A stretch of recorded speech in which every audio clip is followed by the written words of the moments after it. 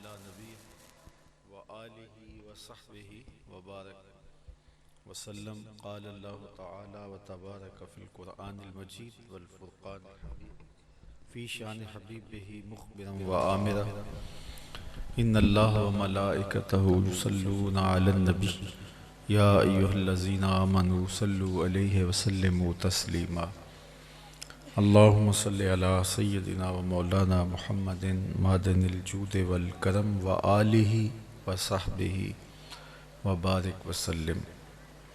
حمد و تعریف و توصیف اللہ جل مجدہ الکریم کی ذات بابرکات کے لیے جو خالق کائنات بھی ہے اور مالک شاشہات بھی۔ اللہ جل وعلا کی حمد و ثنا کے بعد رسول رحمت شفیع معظم نبی محتشم حضور ختم المرتبت صلی اللہ علیہ وآلہ وسلم کے حضور ناز میں اپنی عقیدتوں، ارادتوں اور محبتوں کا خراج پیش کرنے کے بعد عالی مرتبت رئیس جامعہ، معلمین و معلمات اور عزیز طلباء و طالبات، السلام علیکم ورحمۃ اللہ وبرکاتہ۔ سیرت النبی صلی اللہ علیہ وآلہ وسلم کے عنوان سے معنون ہو کر آج کی منعقدہ تقریب میں حاضری کا شرف جہاں آپ کے لیے باعث اعزاز ہے، وہاں میرے لیے بھی اعزاز اور باعث عزت ہے۔ اللہ تعالی ہمیں ذات رسالت مآب صلی اللہ علیہ وآلہ وسلم سے باطنی نسبتیں جو نصیب فرمائی گئی ہیں ان کی بہت ساری برکتیں ہمیں عطا فرمائے۔ سیرت کا لفظ ایسا ہے کہ کوئی بھی کلمہ گو اس سے ناآشنا نہیں ہے، اور اس کا جو عمومی مفہوم ہے وہ بھی ہم سب لوگ سمجھتے ہیں کہ سیرت کا معنی و مفہوم کیا ہے۔ لیکن لفظ سیرت کو قرآن مجید کی اصطلاح میں بھی استعمال کیا گیا ہے، اور وہ کسی چیز کی حقیقی اور اصلی حالت کے لیے بولا جانے والا لفظ ہے۔ اس کی مثال میں عرض کروں گا کہ جب فرعون نے جادوگر بلا لیے اور حضرت موسیٰ علیہ السلام کے معاوضے کے لیے انہوں نے رسیاں پھینک دی جو متحرک سانپ دکھائی دے رہے تھے، تو اللہ تعالیٰ جل شانہ نے حضرت موسیٰ علیہ السلام سے کہا کہ آپ اپنا عصا پھینک دیجئے۔ تو انہوں نے اپنا عصا ڈالا تو وہ اژدہا بن گیا، اور ان سارے سانپوں کو جو تھیں تو رسیاں لیکن متحرک سانپ دکھائی دے رہے تھے ان کو نگل گیا۔ اب جب سب کا صفایا کر لیا اور وہ لہراتا ہوا اژدہا تھا تو اللہ تعالیٰ نے حضرت موسیٰ علیہ السلام سے کہا کہ اب اس کو اٹھا لیجئے، سَنُعِيدُهَا سِيرَتَهَا الْأُولَى، اب ہم اس کو اس کی اصلی حالت کی طرف پلٹانے لگے۔ تو وہاں جو لفظ قرآن نے استعمال کیا ہے وہ سیرت کا استعمال کیا ہے، سَنُعِيدُهَا سِيرَتَهَا الْأُولَى، ہم اب اس کو اس کی اصلی حالت پر، اس کی اصلی حالت کیا تھی؟ لکڑی ہونا، تو ہم دوبارہ اس کو عصا بنا دیتے ہیں، ڈنڈا بنا دیتے ہیں۔ تو سیرت کسی شخص کی اصلی حالت کو کہا جاتا ہے، اور کسی شخص کی اصلی حالت کہاں معلوم ہوتی ہے؟ اگر کوئی شخص گاہک سے ہنس ہنس کے بات کر رہا ہے تو کیا میں اور آپ اندازہ کر سکتے ہیں کہ یہ شخص بہت خوش اخلاق شخص ہے؟ ہو سکتا ہے یہ اس کی کاروباری مجبوری ہو، وہ عملی زندگی میں خوش مزاج نہ ہو، یہ کاروباری طور پہ ایک طریقہ کار ہے جس کو وہ وقتی طور پہ اپنے اوپر طاری کیا ہوا ہے، تو پھر اس کی یہ عارضی حالت تو ہو سکتی ہے، اصلی حالت نہیں ہو سکتی۔ تو اصلی حالت انسان کی، انسان کے اہل خانہ کے پاس ہوتی ہے۔ اس لیے اللہ کے محبوب علیہ السلام کی سیرت کو سمجھنے کے بہت سارے زاویے ہیں، ان میں سے ایک اہم ترین زاویہ حضور علیہ السلام کی اپنے اہل خانہ کے ساتھ معاشرت ہے، اور فرمایا خیرکم خیرکم لأہلہ وَأَنَا خَيْرُكُمْ لِأَهْلِي، تم میں سے بہترین وہ ہے جو اپنے اہل خانہ کے ساتھ بہتر ہے، اور میں تم میں سب سے زیادہ اپنے اہل خانہ کے ساتھ بہتر ہوں۔ اور دوسرا، حضور علیہ السلام کی ازواج مطہرات کی زندگیاں دیکھیے اور ان کے حضور کے حوالے سے تاثر دیکھیے۔ ام المومنین حضرت سیدہ عائشہ رضی اللہ تعالی عنہا سے جب حضور کی سیرت کی بابت سوال کیا گیا تو انہوں نے سوال کرنے والے سے کہا کہ تو نے قرآن نہیں پڑھا؟ تو اس نے کہا میں تو قرآن مجید کا مطالعہ کرتا ہوں۔ تو آپ نے برجستہ فرمایا کان خلقہ القرآن، قرآن حضور کے اخلاق کا ہی تو سرنامہ ہے۔ قرآن مجید ایک تھیوری ہے اور اس کا پریکٹیکل اگر آپ نے دیکھنا ہے تو وہ حضور علیہ السلام کی زندگی ہے، حیات طیبہ ہے۔ ام المومنین حضرت سیدہ خدیجۃ الکبریٰ رضی اللہ تعالی عنہا حضور علیہ السلام کی سیرت کے 5 یا بعض روایت میں 6 عنوانات بیان کرتی ہیں، اور یہ واقعہ اس وقت ہوا کہ جب حضور کے قلب اطہر پر پہلی وحی نازل ہوئی۔ قرآن تو وہ ہے کہ خود قرآن نے کہا کہ اگر یہ قرآن پہاڑوں پہ اترتا تو وہ بھی شک ہو جاتے، خوف خدا سے، ہیبت الہی سے ریزہ ریزہ ہو جاتے۔ پہاڑ بھی سہار نہ سکتے قرآن کی جلالت کو، قرآن کی ہیبت کو۔ یہ تو حضور کے قلب اطہر کی توانائی ہے کہ وہ قرآن کو سہار لیتے ہیں۔ قرآن حضور علیہ السلام کے قلب اطہر پر سینہ نور پہ نازل ہوتا ہے۔ تو جب وحی کا نزول ہوا تو قلب اطہر پر ایک کیفیت تھی، اور آقا کریم علیہ السلام کی کہ جسم اطہر پر اس کے آثار تھے، اور آپ کو سردی محسوس ہو رہی تھی۔ تو واپس آئے اور حضرت خدیجۃ الکبریٰ رضی اللہ تعالی عنہا سے کہا زملونی، مجھے چادر اوڑھا دو اور مجھے اندیشہ جاں ہے۔ تو ام المومنین نے حضور کے کندھوں پر شال ڈال دی، اور پھر حضور علیہ السلام کو تسلی دیتے ہوئے انہوں نے چند کلمات کہے۔ بخاری شریف میں اور باقی کتب سیر میں، احادیث کی کتابوں میں یہ بڑے واضح موجود ہیں کہ انہوں نے حضور کو تسلی آمیز کلمات عرض کرتے ہوئے جو کہا تھا وہ حضور کی سیرت کا عنوان تھا، اور اس سے ہم حضور علیہ السلام کی سیرت کو سمجھ سکتے ہیں۔ جب آقا کریم نے فرمایا زملونی زملونی، مجھے چادر اڑا دو، مجھے اندیشہ جاں محسوس ہو رہا ہے اور سردی لگ رہی، تو چونکہ نزول قرآن کی کیفیت تھی تو ام المومنین نے کہا کلا واللہ ما یخزیک اللہ ابدا انک لتصل الرحم وتحمل الکلا وتکسب المعدوم وتقری الضیف وتصدق الحدیث وتعین علی نوائب الحق۔ کہا کہ آپ کا رب آپ کو کبھی بھی تنہا نہیں چھوڑے گا، بے آبرو نہیں ہونے دے گا، بے سہارا نہیں چھوڑے گا۔ آپ پریشان نہ ہوں۔ کیوں؟ اب حضور کی سیرت کا برجستہ عنوان ہے جو ام المومنین کی زبان پر ہے، انک لتصل الرحم، آپ صلہ رحمی کرتے ہیں، رشتہ داروں کے ساتھ سلوک اچھا کرتے ہیں۔ یہ مشکل کام ہے۔ معاشرہ جب ترتیب پاتا ہے تو انسان کے گرد جو پہلا دائرہ ہے وہ اس کے رشتہ داروں کا ہوتا ہے۔ تو سب سے پہلا آپ کا تعلق معاشرت کا رشتہ داروں کے ساتھ ہوتا ہے۔ اب رشتہ داروں کے تلخ رویے اور کھردرے انداز توڑ کے رکھ دیتے ہیں۔ جس معاشرے میں میں اور آپ جی رہے ہیں ہمیں روز اس کا تجربہ ہوتا ہے کہ کس طرح رشتہ دار زندگی کو تلخ بنانے کے لیے کوئی موقع ہاتھ سے نہیں جانے دیتے، حالانکہ یہ ہونا نہیں چاہیے۔ ہمارے ہاں پنجاب میں ایک لفظ آپ نے سنا ہوگا، شریکہ برادری۔ تو شریکہ برادری کا مفہوم ایک عجیب معنی میں ہمارے سامنے آیا ہے، اور وہ اس برادری کے تلخ رویوں کی وجہ سے وہ مفہوم نکھرا ہے اور سامنے آیا ہے، جبکہ شریک شرکت سے ہے، اور یہ دکھ درد کے ساجی ہوتے ہیں۔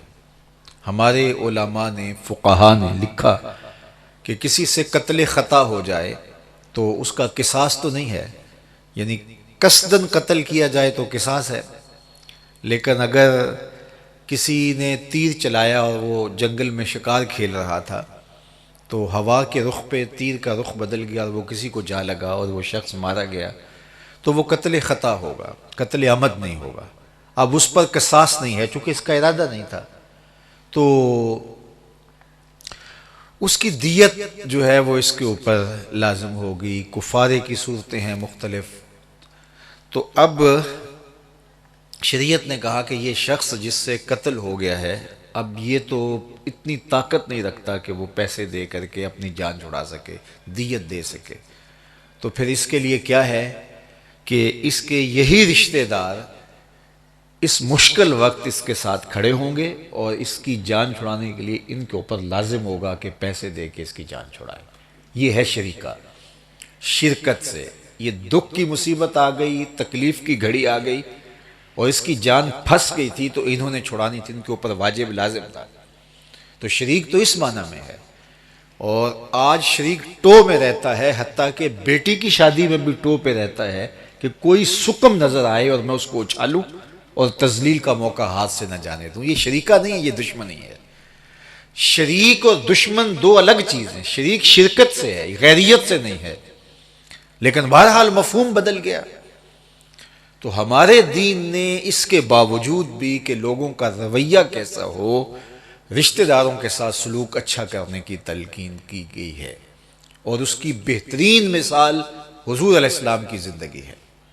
تو ام المومنین نے برجستہ حضور علیہ السلام کے کردار پر جب بات کی، حضور علیہ السلام کی سیرت پر جب گفتگو فرمائی، تو پہلی چیز جو ان کی زبان پر برجستہ آئی وہ یہی تھی، اِنَّكَ لَتَصِلُ الرَّحِمَ، آپ صلہ رحمی کرتے ہیں، لوگوں کے ساتھ سلوک اچھا کرتے ہیں۔ عبداللہ ابن سلام کہتے ہیں کہ جب حضور مکے سے ہجرت فرما کے مدینہ تشریف لائے تو باقاعدہ ایک سوال نامہ لے کر میں حضور کی خدمت میں گیا، اور میرا خیال یہ تھا کہ میں یہ پوچھوں گا، اس کا جواب یہ آیا تو اس پر یہ اعتراض اٹھاؤں گا۔ باقاعدہ چونکہ یہودی تھے اور بہت پڑھے لکھے شخص تھے، معاملہ فہم تھے، حضرت یوسف علیہ السلام کی اولاد سے تھے، اور یہودی بھی ان پہ ناز کرتے تھے، تو انہوں نے کہا میں جا کے بات کروں گا، اور میں تو گفتگو کرنے کا سلیقہ جانتا ہوں۔ یہ حضور کی مجلس میں جا کے بیٹھ گئے، اور کہتے ہیں جب میں بیٹھا تو حضور گفتگو اس بات پہ کر رہے تھے، سل من قطعک وعط من حرمک، جو تجھ سے تعلق توڑے تو اس سے تعلق جوڑ، اور جو تجھے محروم رکھے تو اس کی جھولیاں بھر دے۔ کہتے ہیں جب حضور علیہ السلام نے یہ گفتگو کی تو پھر حضور علیہ السلام کا نورانی چہرہ، تو بس پھر آگے بڑھے۔ حضور نے فرمایا عبداللہ ابن سلام آؤ، کدھر آئے ہو؟ تو وہ جو گٹھڑی باندھ کے لائے تھے سوالوں کی، اس کی ساری گرہیں ڈھیلی ہو گئیں اور گٹھڑی کھل گئی اور سارے سوال تتلیوں کی طرح اڑ گئے۔ تو یہ کہنے لگے حضور میں آپ کا غلام بننے آیا ہوں، تیری تک کے ادامہ میں مرید ہو گئے۔ آئے تھے سوال کرنے کے لیے اور حضور کے غلام بے دام بن گئے۔ وہ کیا کسی نے کہا تھا کہ سودا لینے کے لیے بازار گئے، ہاتھ اس کے بکے جس کے خریدار گئے۔ اور جب یہودی علماء کو پتہ چلا کہ وہ جو مناظرہ کرنے گئے تھے وہ دل ہار بیٹھے ہیں، تو وہ برداشت نہ کر پائے اور دھوڑے اور عبداللہ ابن سلام کو کہا تو نے یہودیت کی ناک کٹوا دی، تم نے مناظرہ کیا ہوتا، کوئی بات کرتے، دلیل سے ہار جاتے، پھر مان لیتے تو ہمیں کوئی اعتراض نہ ہوتا، سنا تم نے کوئی بات بھی نہیں کی اور ایسے ہی مان لیا۔ تو عبداللہ ابن سلام کہتے ہیں یہ بات میری سمجھ میں بھی نہیں آئی۔ فرماتے ہیں کہ جب میں اس پیارے محبوب کے چہرہ نور کو دیکھا تو عرفت ان وجہہ لیس بوجہ کذاب، تو میرے دل نے کہا یہ چہرہ کسی جھوٹے کا ہو ہی نہیں سکتا ہے، یہ چہرہ ہی سچ بول رہا ہے اور یہ چہرہ کسی جھوٹے کا نہیں ہو سکتا، اور میں دل سے ان کی عظمتوں کا گواہ بن گیا۔ تو پہلی گفتگو جو انہوں نے سنی وہ صلہ رحمی کے بارے میں تھی۔ تو انسانی معاشرے کی بنیاد جب پڑتی ہے تو انسان اپنے گھر سے جب باہر نکلتا ہے تو پہلا دائرہ رشتہ داروں کا آتا ہے۔ اب ظاہر ہے کہ رشتہ داروں کے رویے تلخ ہوتے ہیں، اور ان سے ان تلخی کے باوجود نرمی کرنا، سل من قطع کا، وہ قطع تعلقی کرے تو صلہ رحمی کر، یہ مشکل کام ہے، لیکن یہ امتحان ہوتا ہے بندے کا۔ ہاں الگ بات ہے کہ کچھ رشتہ دار آپ کی آبرو کو اس طرح اچھالتے ہیں کہ بہن بیٹی کی آبرو کا بھی ان کے خیال نہیں ہوتا، تو ان سے اپنے دامن کو بچا لینا یہ الگ بات ہے، لیکن رشتہ داری کا پاس رکھنا اور مشکل وقت ان کی مدد کرنا یہ ہمارے دین کی تعلیم ہے۔ بہترین صدقہ کون سا ہے؟ فرمایا گیا جو ایسے رشتہ دار کو دیا جائے جو تم سے ناراض ہو، جو تمہیں تنگ کرتا ہو، ہر وقت تمہارے لیے کوئی نہ کوئی مسئلہ کھڑا کر دیتا ہو، آج وہ مشکل میں پھنس گیا تو اس کی مدد کرنا یہ نفس گوارا نہیں کرتا، تو ایسے کی مدد کرنا یہ افضل صدقوں میں سے ہے کہ آپ اس کی مدد کریں، اس میں نفس شامل نہیں ہوگا۔ تو فرمایا انک لتصل الرحم، آپ صلہ رحمی کرتے، یہ حضور علیہ السلام کی سیرت کا جلی عنوان ہے۔ اور آپ جانتے ہیں کہ حضور نے جب دعوت دین دی تو سب سے پہلے جس شخص نے کہا تبا لک ہنالک سائر الیوم الہذا جمعتنا، تو یہ رشتے میں سکا چچا لگتا تھا، جس کی مذمت میں اترا تبت یدا ابی لہب وتب، اس جملے کی جواب میں یہ آیت کریمہ اتری تھی۔ تو کتنا سخت جملہ اس نے حضور علیہ السلام کے بارے کہا۔ پھر اس کے بعد یہ لوگ حضور کے دروازے پر آ کے کوڑا پھینک دیتے۔ ام جمیل ابو لہب کی بیوی جا کے لکڑیاں کانٹے دار جمع کرتی جنگل سے، اور جن راہوں سے حضور نے گزرنا ہوتا ان راہوں میں بکھیر دیتی، اور حضور علیہ السلام کی راہوں میں گڑھے کھود دیے جاتے۔ ہم نے بھی مشکل تکلیفیں سہی ہیں، مشکل رستوں سے میں بھی گزرا ہوں، آپ بھی گزرے ہیں، اپنے اپنوں بیگانوں کے شر سے کوئی بھی یہاں محفوظ نہیں رہا ہوگا، لیکن ایسے مرحلوں سے عملاً ہم تو نہیں گزرے کہ کسی نے باقاعدہ لا کے کانٹے بچھائے ہوں، یا کسی نے واقعی ہماری گلی میں ہمارے لیے گڑھا کھود دیا ہو کیا یہ اس میں گر جائے، یہ ہوا، عملاً ہوا۔ لیکن اللہ کے محبوب علیہ السلام اس کے باوجود بھی عمل تبلیغ نہیں چھوڑا۔ طائف کے بازاروں میں جو کچھ ہوا کون نہیں جانتا، انہوں نے پتھر مارے، ان کے 3 سرداروں کے پاس اللہ کے محبوب پیغام حق لے کر گئے اور ان کو کہا کہ یہ اللہ کے دین کی دعوت ہے، یہ سچائی ہے جو تمہارے پاس لے کے آیا ہوں، تو انہوں نے انکار کر دیا۔ فرمایا ایک سچائی ہے جو تمہارے پاس لے کے آیا ہوں، تم مان لیتے تو اچھا تھا، بھلا تھا، نہیں مانا تو ٹھیک ہے، کوئی تمہاری قسمت، اب یہ معاملہ میرا اور تمہارے درمیان ہو، ٹھیک ہے، تم نے سودا لینا تھا اچھائی کا لے لیتے، نہیں لیا تو بات یہی ختم ہو۔ اب یہ بات قریش مکہ تک نہ پہنچے کہ وہ اس پر بھی تمسخر اڑائیں گے کہ گئے تھے طائف میں، انہوں نے بات نہیں سنی۔ انہوں نے کہا ہم کیوں راز رکھتے پھریں؟ کہا کوئی آداب ہیں، تمہارے بھلے کے لیے آیا تھا۔ انہوں نے اوباشوں کے ہاتھ میں پتھر دے کر راستے میں کھڑا کر دیا، اور حضور علیہ السلام گزرتے تو ان کے پاؤں پہ پتھر مارتے۔ شدت درد اور احساس کرب سے حضور بیٹھ جاتے تو ان کے گھنڈے دائیں بائیں سے بڑھتے اور کندھوں سے اٹھا کے حضور کو پکڑ کے اٹھاتے اور پھر سنگزنی کرتے۔ نالین خون سے بھر گئے، کتنی دردناک کہانی ہے۔ اللہ اکبر۔ ام المومنین حضرت عائشہ رضی اللہ تعالیٰ عنہ فرماتی ہیں جب احد میں 70 صحابہ شہید ہوئے تو میں نے کہا کہ حضور کیا احد کے دن سے سخت دن بھی زندگی میں کبھی آیا ہے؟ تو آقا کریم نے فرمایا ہاں عائشہ، جب طائف کے بازاروں میں تیری قوم نے مجھے پتھر مارے تھے تو یہ دن احد کے دن سے بھی سخت تھا۔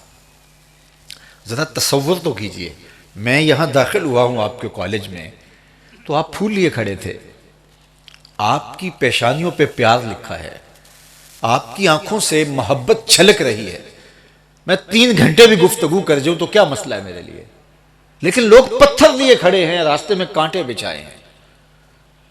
پیغمبروں کا ہی حوصلہ تھا۔ حضرت نوح علیہ السلام جب اللہ کا دین لے کے جاتے ہیں تو لوگ کانوں میں انگلیاں ٹھونس لیتے ہیں ایسے، اے نوح تیری بات نہیں سنیں گے۔ اب یہ کوئی میرے ساتھ کرے تو میری تو تقریر جاری نہیں رہ پائے گی، لیکن لوگ کانوں میں انگلیاں ٹھونس لیتے ہیں۔ حضرت نوح علیہ السلام رک جاتے ہیں اور فرماتے ہیں اچھا کب تک یہ ٹھونسے رکھو گے؟ کبھی تو تھک کے انگلیاں نکالو گے، جب نکالو گے تب اللہ کا پیغام دے کے جاؤ گا۔ کیا حوصلہ تھا پیغمبروں کا، اللہ اکبر۔ اب طائف میں جو کچھ ہوا، حضور کے نالین خون سے بھر گئے۔ پھر ایک باغ تھا، وہاں حضور آئے، عداس نامی ایک خادم تھا، وہ کہیں سے جو ہے وہ انگور توڑ لایا، اور حضور علیہ السلام کی خدمت میں عذاب کے فرشتے آئے اور کہا حضور اگر آپ کہیں تو ان پہاڑوں کو ہم آپس میں جوڑ دیں تاکہ یہ درمیان میں پیسے جائیں۔ اور صحابہ جو حضور کے ہمراہ تھے ان کی آرزو بھی یہی تھی کہ انہوں نے جو دکھ دیا یہ بچے نہ دنیا کے اوپر۔ تو اللہ کے محبوب نے فرمایا مجھے ان کی نسلوں سے ایمان کی توقع ہے، مجھے ان کی نسلوں سے ایمان کی توقع ہے۔ امید کا چراغ نہیں بجھنے دینا چاہیے، امید ہمیشہ روشن رہنی چاہیے، مایوس کبھی نہیں ہونا چاہیے۔ اگر آپ کی بات بڑے نہیں مانتے تو آنے والی نسل پر محنت کرنے لگ جائیں، اس سے آگے والی محنت اللہ ضائع نہیں کرتا۔ اور آج اسی طائف کے اندر ایک بھی کافر نہیں ہے جنہوں نے میرے حضور علیہ السلام پہ سنگ باری کی۔ تو لوگوں کا رویہ کتنا تلخ تھا، مکے کے لوگوں کا، جہاں گئے ان کا، لیکن جب حضور فاتح بن کے آتے ہیں مکہ المکرمہ میں تو اب یہ سارے تھر تھر کانپ رہے تھے کہ پتہ نہیں ہمارے ساتھ کیا ہوگا۔ جب فاتح کوئی آتا ہے تو پھر اس کا تو تیور ہی الگ ہوتا ہے، دنیا جانتی ہے، تاریخ اٹھا کر کے دیکھ لیجئے۔ جو ہے وہ سروں سے جو ہے وہ فٹ بال کھیلتے ہیں فاتح، مفتو کا سر کاٹ کر کے تو وہ اس پر انجوائے کرتے ہیں، اور آج انہیں ڈر تھا کہ پتہ نہیں کیا ہوگا۔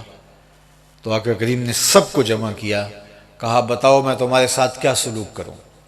تو انہوں نے کہا آپ کریم باپ کے کریم بیٹے ہیں، ہمیں آپ سے خیر کی توقع ہے۔ تو انہیں یہ تھا کہ ہماری جان بخشی ہو جائے، گو ہمیں شہر سے نکال دیا جائے، اتنا تو لازمی ہوگا، مکہ بدر کر دیا جائے گا، لیکن اتنا ہو کہ ہماری جان بخشی ہو جائے۔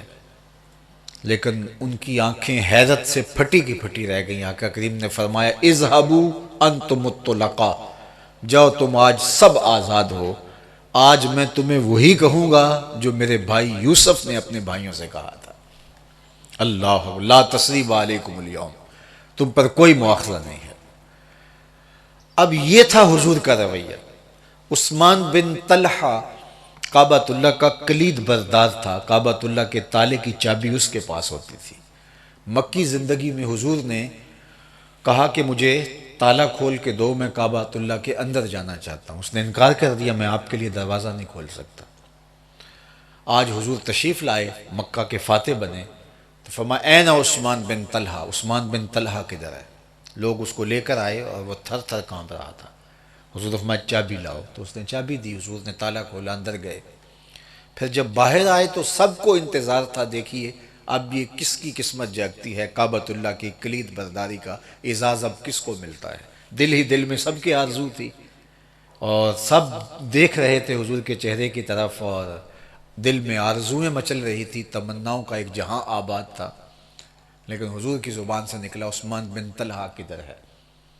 تو وہ آگے بڑھا تو حضور نے اس کے ہاتھ میں چابی رکھتے ہوئے فرمایا یہ تمہیں آج میں دے رہا ہوں، اور قیامت تک تیری نسلوں سے بھی کوئی نہیں چھین سکے گا سوائے ظالم کے۔ آج بھی جو شیبی خاندان ہے کعبۃ اللہ کا کلید بردار، یہ حضرت عثمان بن طلحہ کی اولاد سے ہے۔ اب اس نے جب حضور کا برستا ہوا یہ کرم دیکھا تو کہا حضور ہاتھ بڑھائیے، میں آپ کے ہاتھ پہ اسلام لانا چاہتا ہوں۔ مجھے بتاؤ کوئی یوں بھی کرتا ہے؟ لیکن یہ میرے حضور کی سیرت تھی، جو یہ چاہے کہ اس کی عمر میں برکت ہو اور اس کے رزق میں اضافہ ہو، فرمایا وہ رشتہ داروں کے ساتھ سلوک اچھا کرے۔ میں اچھی طرح جانتا ہوں، اور آپ میں سے ہر بندہ اس بیلنے سے گزرا ہوا ہوگا کہ رشتہ داروں کے بعض رویے توڑ کے رکھ دیتے ہیں، لیکن جو بھی ہو ان کے ساتھ سلوک اچھا کر کے اللہ اس کے رسول کی رضا حاصل کرنی ہے۔ یہ حضور کی سیرت کا جلی عنوان ہے۔ ام المومنین نے کہا اِنَّكَ لَتَصِلُ الرَّحِمَ، آپ رشتہ داروں کے ساتھ سلوک اچھا کرتے ہیں۔ دوسری بات ارشاد فرمائی وَتَحْمِلُ الْكَلَّ، جس کا کوئی بوجھ اٹھانے والا نہیں اس کا آپ بوجھ اٹھاتے ہیں۔ معاشرے کے اندر کوئی اپاہج ہے، کوئی کمزور ہے، تو اس کا بوجھ اٹھانے کا رواج معاشروں کو زندگی دیتا ہے۔ خود غرضی کی زندگی نہیں ہوتی۔ آج میں اور آپ جس معاشرے میں جی رہے ہیں یہ خود غرض معاشرہ ہے۔ اگر چیدہ کہیں کوئی فرد سالے آداب کی رعایت رکھتا ہے تو وہ ایک خال مثالیں ہیں۔ عربی کا ایک مقولہ ہے القلیل کالمعدوم، جو تھوڑا ہوتا ہے وہ نہ ہونے کے برابر ہوتا ہے، وہ معدوم ہی شمار ہوتا ہے۔ تو آج ہمارا معاشرہ ان اقدار سے خالی ہو گیا ہے، جبکہ سالے معاشرے کا حسن یہ ہے کہ جس کا کوئی بوجھ اٹھانے والا نہیں اس کا بوجھ اٹھایا جائے، اور یہ اللہ کے رسول کی زندگی بھری پڑی ہے۔ اللہ کے محبوب علیہ السلام کی سیرت اور کردار کے اگر پہلوؤں کو دیکھیں تو جن کا کوئی نہیں تھا حضور ان کے تھے۔ اللہ اکبر، ان کا بوجھ بھی اٹھاتے تھے، ان کی ضروریات کا خیال بھی رکھتے تھے، حتیٰ کہ مدینہ المنورہ میں ایک بوڑھی خاتون تھی جس کا ذہنی توازن ٹھیک نہیں تھا، تو ایک دن حضور کی خدمت میں حاضر ہوئی اور حضور مسجد میں تشریف فرما تھے، اس نے دروازے پر کھڑے ہو کے حضور کو اشارہ کیا۔ صحابہ کہتے ہیں ہمیں اچھا نہ لگا، لیکن حضور اس کی پکار پہ دروازے پہ آ گئے، اس نے کہا میں آپ سے کوئی باتیں کرنا چاہ رہی ہوں، تو فرمایا کیجئے۔ اس نے کہا یہاں نہیں، باہر آئیں، تو حضور باہر چلے گئے۔ کڑکتی دھوپ تھی اور عرب کی چلچلاتی دھوپ تو توڑ کے رکھ دیتی ہے، لیکن اس نے حضور کو کھڑا کیا اور ادھر ادھر کی باتیں سنانا شروع کر دی۔ اچھا، مردوں کی نسبت عورتوں کی گفتگو ویسے بھی طویل ہوتی ہے، اور پھر اس کا ذہنی توازن بھی کچھ ٹھیک نہیں تھا، تو پھر آپ اندازہ کر سکتے ہیں گفتگو کتنی طویل ہوئی ہوگی۔ کہتے ہیں ہم بے چین تھے کہ حضور دھوپ میں کھڑے ہیں اور اس کی باتیں ختم ہونے کا نام نہیں لے رہی۔ تو خیر جب وہ اپنی ساری گفتگو مکمل کر کے جانے لگی تو غالباً حضرت عمر نے کہا کہ حضور اس کی تو پورے مدینے میں کوئی نہیں سنتا، اس کا توازن عقلی ٹھیک نہیں، اور آپ اس کے لیے اتنا قیمتی وقت دیا، آپ کار نبوت کی اہم ذمہ داریاں اپنے کندھوں پہ رکھتے ہیں اور لمحہ لمحہ آپ کا قیمتی، تو یہ تو ایک عام سی عورت ہے اور اس کا توازن بھی بگڑا ہوا ہے، اور لوگ جان چھڑاتے ہیں، دیکھ کے راستہ بدل لیتے ہیں، پورے مدینے میں اس کو کوئی منہ نہیں لگاتا، اس کی کوئی بات نہیں سنتا۔ تو فرمایا عمر پورے مدینے میں اس کی کوئی نہیں سنتا، میں بھی نہ سنوں۔ اور پھر اس بڑھیا کو کہا کبھی تم جو ہے وہ ضرورت پڑ جائے تو جہاں مرضی مجھے کھڑا کر کے اپنی گفتگو سنا لیا کرو، ایک تو ہی ہوتے ہیں میریاں آساں دا سہارا، دس کنوں کراں جے تینوں نہ کراں یاد۔ تو یہ ہے زندگی کا جمال، یہ ہے جس کا کوئی کسی کا یہ بھی بوجھ ہوتا ہے نا، کوئی دکھوں سے بھرا ہوا ہو اور اس کا یہ بوجھ اتار دیں آپ کہ اس کی بات سن لیں، اس کا دکھڑا سن لیں۔ آج تو کوئی کندھا نہیں بچا جس پہ سر رکھ کے آنسو ہی بہا لیں۔ تو تحمل الکلہ، یہ حضور کا دوسرا وصف بیان فرمایا۔ تیسرا وصف وَتَقْسِبُ الْمَعْدُومِ، اور جس کا کوئی کمانے والا نہیں اس کے لیے آپ کماتے ہیں۔ اپنے لیے تو سارے ہی کماتے ہیں، زندگی یہ ہے اوروں کے لیے جیا جائے، اوروں کے لیے کمایا جائے۔ آپ نے دیکھا ہوگا یہ درخت ہیں، یہ اپنی چھاؤں میں کبھی نہیں بیٹھتے، آپ دھوپ میں جلستے ہیں، اور جو ان کے پاس آتا ہے اس کو چھاؤں فراہم کرتے ہیں۔ درخت اپنا پھل کبھی نہیں کھاتے، بھینس اپنا دودھ کبھی نہیں پیتی۔ اوروں کے لیے جینا، یہ ہم نے دنیا سے، زندگی سے برستے بادل کبھی خود اپنے پانی سے سیراب نہیں ہوتے، اوروں کو سیراب کرتے ہیں۔ اوروں کے لیے جینا زندگی ہے۔ حضور کا تیسرا وصف جو انہوں نے برجستہ بیان کیا وہ یہ تھا وَتَقْسِبُ الْمَعْدُومِ، جن کا کوئی کمانے والا نہیں ان کے لیے آپ کمائی کرتے ہیں، ان کی ضرورت کو آپ پورا کرتے ہیں۔ کوئی کثیر العیال ہے، غریب ہے، بیوہ ہے، اراملہ ہیں، یتامہ ہیں، مساکین ہیں، تو ان مفلوق الحال لوگوں کی مدد معاشرے کی ذمہ داری ہے۔ میں تو اپنے دوستوں کو یہ کہتا ہوں کہ ایک گلی میں 15 سے 20 گھر رہتے ہوتے ہیں، ان میں سے 2 یا 3 گھر غربت کی لکیر سے بہت نیچے ہوتے ہیں، باقی تقریباً متوسط ہوتے ہیں، اور 1-2 گھر مخیر ہوتے ہیں۔ تو عمومی طور پہ اوپر نیچے حساب ہو سکتا ہے، گلیوں کا یہی حساب ہوتا ہے کہ اگر 20 گھر 15 گھر ہیں تو 2-4 گھر بہت غریب، 2-4 گھر ان پر اللہ کی بڑی خیر، اور باقی متوسط۔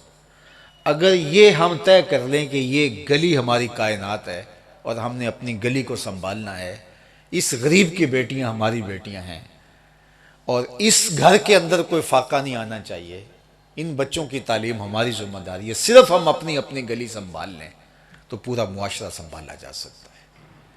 لیکن ہم اگر اپنے ہمسائے سے ہی ضد لگا لیں، مکان کی تعمیر سے لے کر کے دیگر امور کے اندر ہم اگر ضد لگا لیں اور اپنے بچوں کو یہ ہم تاثر دیں کہ تم ان سے بہتر ہوتے ہو، تو پھر معاشرہ نہیں بنتا، پھر تفریق پر مشتمل ایک بے ہنگم گروہ ترتیب پاتا ہے۔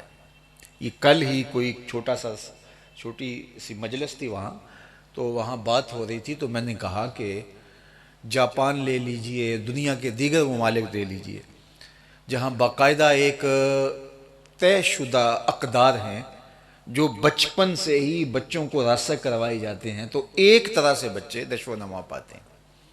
اور ہمارے پاس کوئی طے شدہ اقدار نہیں ہے۔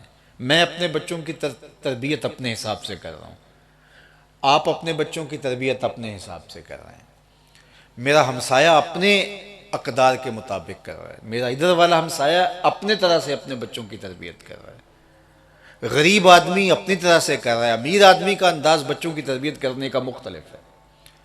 جو ہمارے پرائیویٹ ادارے ہیں وہاں اساتذہ کا اپنا طریقہ ہے، جو سرکاری ہیں ان کا اپنا طریقہ ہے، مدارس دینیہ کا اپنا طریقہ ہے، ممبر و محراب کا اپنا ایک لیول ہے اور اپنا انداز ہے، سیاست دانوں کا اپنا طریقہ ہے قوم کی تربیت کرنے کا۔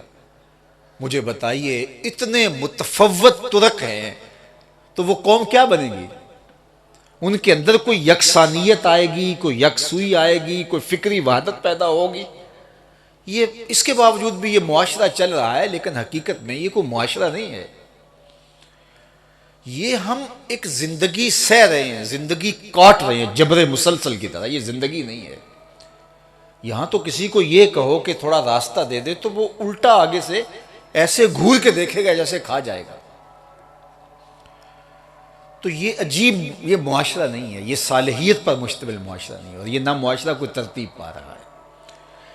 معاشرہ، انسانی معاشرہ ایک دوسرے کے لیے کشادگی ہوتی ہے، وَتَقْسِبُ الْمَعْدُومَ، اپنے لیے جینا نہیں۔ میں آپ سے کہوں گا، اپنے تمام بیٹوں سے اور بیٹیوں سے، بہنوں بھائیوں سے، کہ آپ ابھی سے یہ نیت کریں کہ ہم پروان چڑھ رہے ہیں، جوان ہوں گے، شادیاں ہوں گی، معاشرے کے کارآمد فرد بنیں گے۔ ہم نے اپنے لیے نہیں جینا، ہم نے پورے معاشرت کے لیے جینا ہے۔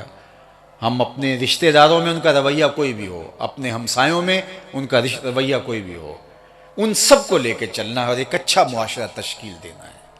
اللہ آپ کو بہت زیادہ دے، رزق کی فراوانی دے، لیکن اس پہ سانپ بن کے نہیں بیٹھنا، معاشرے کو اس کا نفع پہنچانا ہے، لوگوں کی ضرورت کو پورا کرنا ہے۔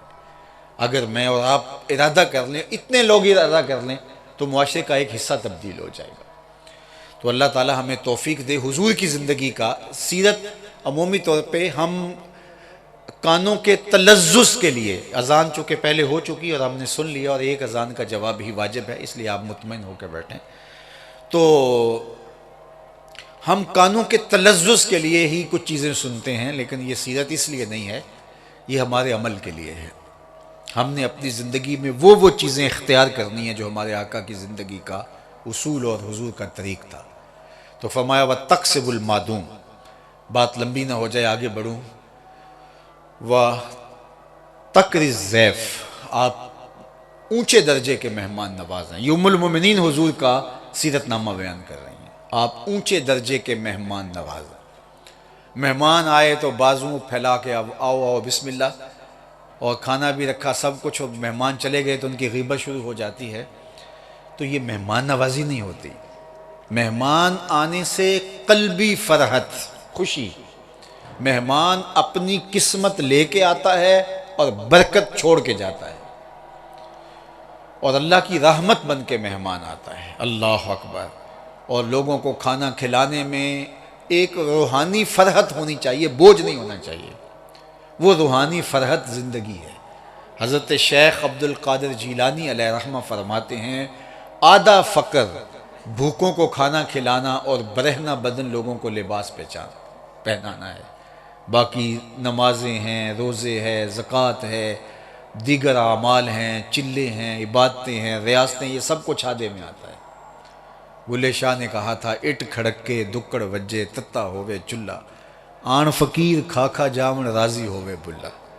تو لوگوں کی ضرورت کو پورا کرنا اور مہمان نوازی کرنا۔ پانچواں وصف میرے حضور علیہ السلام کا جو برجستہ ام المومنین نے بیان کیا وہ تھا وَتَصْدُقُ الْحَدِيث، آپ ہمیشہ سچ بولتے۔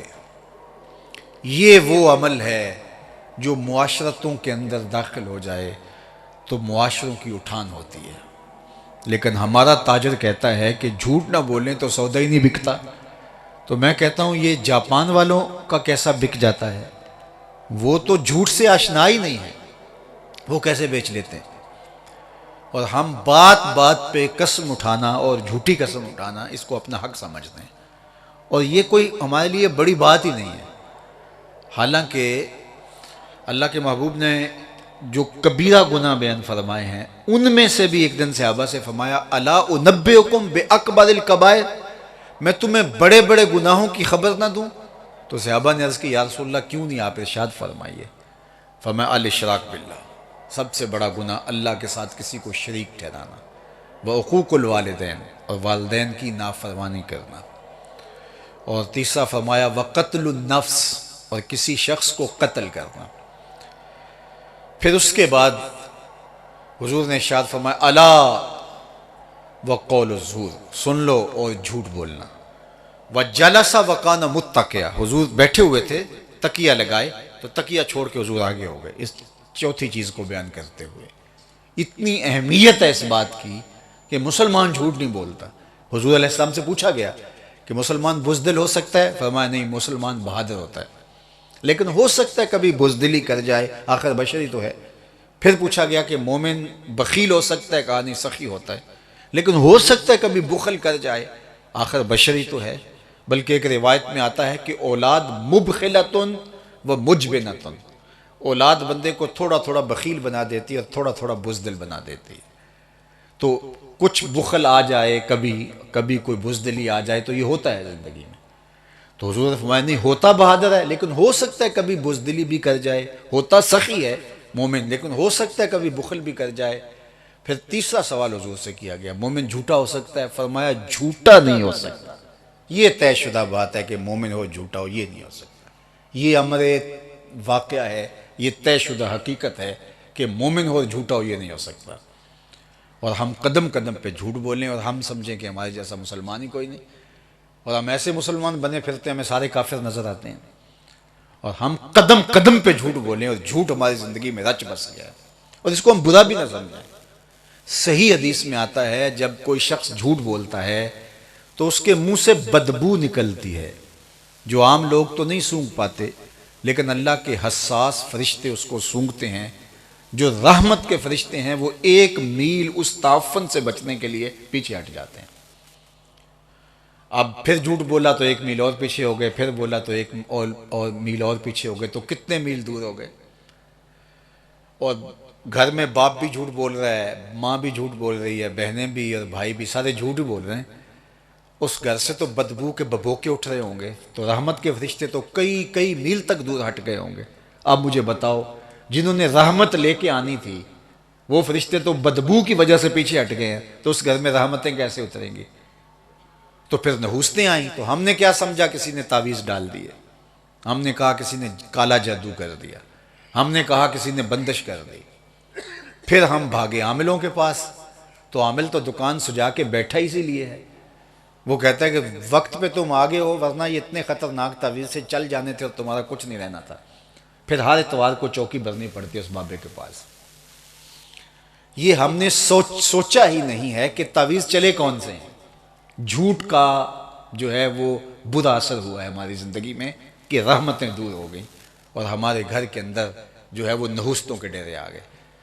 جو ڈاک رحمت کی لے کے فرشتہ آتا تھا وہ تو کئی میل دور پیچھے کھڑا ہے کہ آگے بدبو اتنی ہے وہ آ نہیں سکتا، اور ہم اس کو ہٹانے کے لیے تیار نہیں اور دنیا دیے جا رہے ہیں۔ ہم اس کو تیار جو ہے وہ ہٹانے کے لیے نہیں ہے، ہم نے دروازوں کے اوپر تعویذ لٹکائے ہوئے ہیں۔ جھوٹ چھوڑیں گے تو رحمت کے فرشتوں کو انٹری ملے گی ہمارے گھر میں، اور وہ ہم چھوڑنے کے لیے تیار نہیں ہیں۔ اس نقطے کو ہمیں سمجھنے کی ضرورت ہے۔ اللہ اکبر۔ تو آئیے میں اور آپ اپنی زندگی میں سچ لائیں۔ میرے اور آپ کے محبوب کتنے سچے تھے؟ آپ جانتے ہیں کہ صادق اور امین حضور کو اس وقت بھی کہا جا رہا تھا جب حضور نے اعلان نبوت بھی نہیں کیا، اور جب کوہ صفا پہ لوگوں کو لے گئے اور کہا میں اگر کہوں کہ پہاڑ کی دوسری جانب ایک لشکر آ رہا ہے جو تمہیں تاخت و تاراج کر کے رکھ دے گا تو میری بات مان لو گے؟ تو انہوں نے کیا کہا تھا؟ انہوں نے کہا تھا ہم چڑھ کے دیکھیں گے، اگر نظر آیا تو فبہا، نظر نہ آیا تو پھر بھی کہیں گے ہم اندھے ہیں آپ سچے ہو۔ آپ کی صداقت پہ ہمیں اتنا سچ یقین ہے، آپ نے کبھی جھوٹ نہیں بولا۔ تو فرمایا پھر کہہ دو اللہ ایک ہے، اس کے علاوہ کوئی معبود نہیں ہے۔ تو پھر ابو لہب نے وہ لفظ بولا جس پر گفتگو ہو چکی، لیکن اندر سے انہوں نے کہا جو کل سچا تھا وہ آج بھی سچا ہے۔ اللہ اکبر۔ ایک وقت آیا کہ یہ لوگ ایمان کے دائرے میں آ گئے چند ایک کے علاوہ۔ تو یہ ہے سچ اور سچ کا نور اور سچ کی طاقت، اور امانت دار ایسے کہ حضور کے گھر کا گھراؤ کیا ہوا ہے، حضور کی زندگی کا چراغ بجھا دینے کے لیے۔ اور آقا کریم کیا کہتے ہیں، اے علی تم میرے بستر پہ لیٹ جاؤ، صبح اٹھ کے ان کی امانتیں دے کے تم بھی مدینے چلے آنا۔ ذرا غور تو کیجیے اس جملے پر، تاریخ اس سے یہ بتا رہی ہے کہ ان کی امانتیں جو حضور کو شہید کرنے کے در پہ ہیں حضور کے گھر پڑی ہوئی تھی، تو یہ سب سے پہلے اپنی امانتیں واپس لیتے پھر یہ کارروائی کرتے، لیکن انہیں یقین تھا حالات کا رخ کچھ بھی ہو محمد عربی ہماری امانتیں ضائع نہیں ہونے دے گا، اور حضور علیہ السلام ان جان کے دشمنوں کے لیے فکر مند ہیں کہ ان کی امانتیں ہمارے گھر پڑی ہیں۔ کہا علی تم میرے بستر پہ لیٹ جاؤ اور ان کی امانتیں دے کر تم مدینے واپس آنا۔ اللہ اکبر۔ تو یہ تھا کردار، اسلام کردار سے پہلا ہے، گفتار سے نہیں۔ ہماری گفتار ہے، ہمارے بزرگوں کا کردار ہے۔ میں ایک دوست کو کہہ رہا تھا کہ جب یہاں کوئی نبی پیغمبر رسول تو نہیں آئے بر صغیر پاک و ہند کے اندر، یہاں کچھ تاجر آئے، صوفیاء آئے، بزرگ آئے، تو انہوں نے اپنا کردار چھوڑا، وہ سامان بیچنے آئے تھے اور ساتھ ہمیں دین بھی دے کے گئے۔ ان کے کردار سے ہمارے ابا و اجداد متاثر ہو گئے اور انہوں نے اسلام قبول کر لیا، اور وہ لاکھوں نہیں تھے، سینکڑوں تھے، کوئی ہزار سے کچھ ایک دو سو اوپر مان لیں، تو یہ چند لوگ تھے جو کاروبار کرنے کے لیے بر صغیر میں آئے، سودا بیچنے کے لیے آئے، چیزیں خریدنے کے لیے آئے۔ ان کا کردار اتنا چمکدار تھا کہ ہم نے اسلام قبول کر لیا صرف۔ اور آج بر صغیر پاک و ہند کے اندر دنیا کی جو مسلم آبادی ہے اس کا تیسرا یا آدھا حصہ جو ہے وہ یہاں بستا ہے، یہ ہے ان کا کردار۔ اور آج اسی عرب سے، اسی عجم سے اور باقی جگہوں سے، یورپ میں، امریکہ میں، آسٹریلیا میں، دیگر بلاد عالم میں، کہیں 10 لاکھ مسلمان ہیں، کہیں 15 لاکھ مسلمان ہیں، کہیں اتنے ہیں، کہیں اتنے ہیں، اور ہم جب وہاں جاتے ہیں تو وہ ہمیں تنہائی میں بیٹھ کے کہتے ہیں کوئی ایسا طریقہ بتاؤ کہ ہماری اولادیں جو ہیں وہ بچ جائیں، یعنی ہماری اولادیں ہمارے ہاتھوں سے نکل جا رہی ہیں۔ یعنی ایک وہ وقت تھا کہ وہ 1000 آدمی آئے اور پورا بر صغیر بدل گیا، اور آج لاکھوں مسلمان وہاں جا کے اپنے بچوں کو بچانے میں کامیاب ہونا ان کے لیے مشکل ہو گیا ہے۔ تو پھر اس کا مطلب کیا ہوا کہ وہ کردار تھے، ہم صرف گفتار ہیں۔ اسلام گفتار سے نہیں، اسلام کردار سے پھیلا ہے۔ میرے اور آپ کے آقا و مولا کی 63 سالہ ظاہری حیات میں 40 سال تک تو حضور نے اعلان ہی نہیں کیا، 23 سال زندگی ہے حضور کی جو تبلیغ کی ہے، باقی 40 سال لوگوں کے سامنے اپنا کردار ہی رکھا۔ تو کردار اثر انداز ہوتا ہے۔ شاہ نقشبند بخاری علیہ الرحمہ نے کہا تھا جس شخص کی خاموشی فائدہ نہیں دیتی اس کی تقریر بھی فائدہ نہیں دیتی۔ آج ہم تقریروں کے زور پہ دین اندر داخل کرنا چاہتے ہیں، ہمارا دین کردار کا دین ہے۔ میں اگر ٹھیک ہو جاؤں، گلی سے نظر جھکا کے گزر جاؤں، اس کا بھی اثر ہوگا، لیکن میری خطابت کے تن تنے ہیں تو لفظ تتلیوں کی طرح اڑیں گے، رنگ دکھائیں گے، بکھرائیں گے، لیکن من میں اترنے کا گر نہیں جان سکتے۔ تو اثر کردار سے ہوتا ہے۔ تو میرے حضور کا کردار تھا، کافر بھی کہتے تھے جو بھی ہیں، لیکن یہ صادق بھی ہیں اور امین بھی ہیں۔ انہوں نے حضور پر بہت اعتراض کیے اور بہت ساری چیزیں طلب کی، لیکن ایک بار بھی کسی نے کہا کہ آپ صادق اور امین نہیں ہیں۔ یہ کردار تھا میرے حضور صلی اللہ علیہ وآلہ وسلم کا۔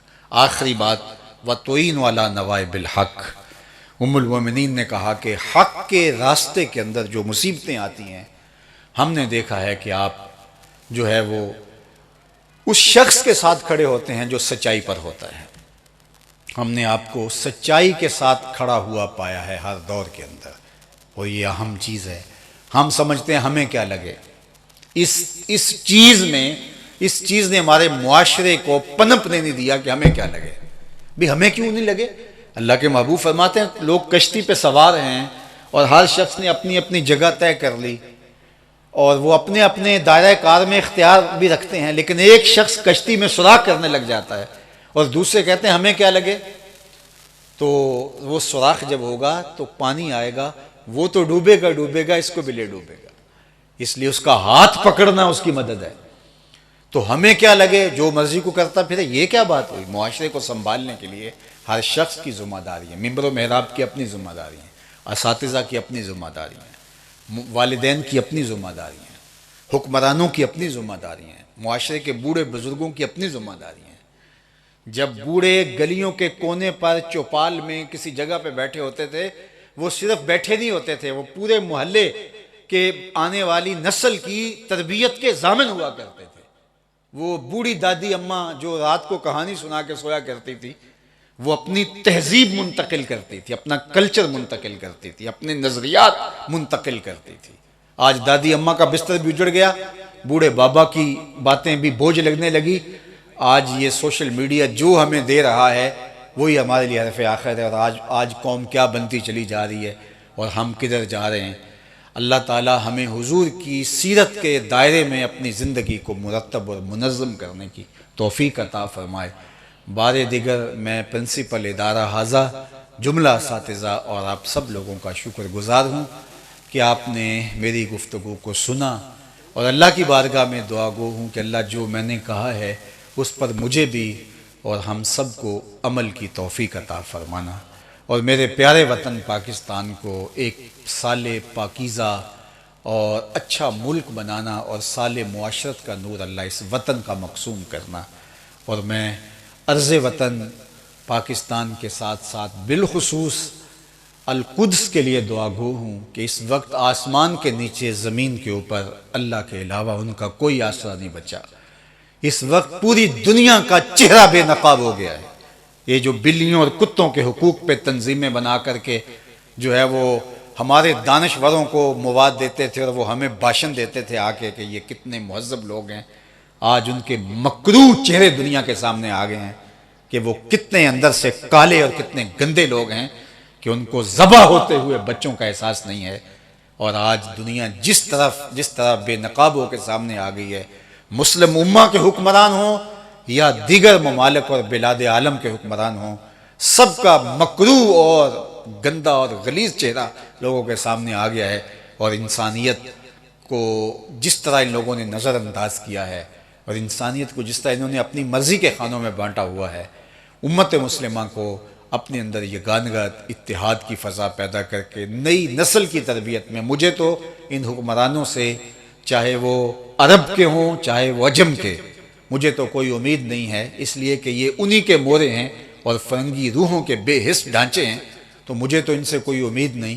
ہمیں پوری یکسوئی کے ساتھ نسل نو کی تربیت کے لیے لگ جانا چاہیے، انشاءاللہ مایوس نہیں ہے، آنے والا کل ہمارا ہی ہے۔ وآخر دعوانا ان الحمد للہ رب العالمین۔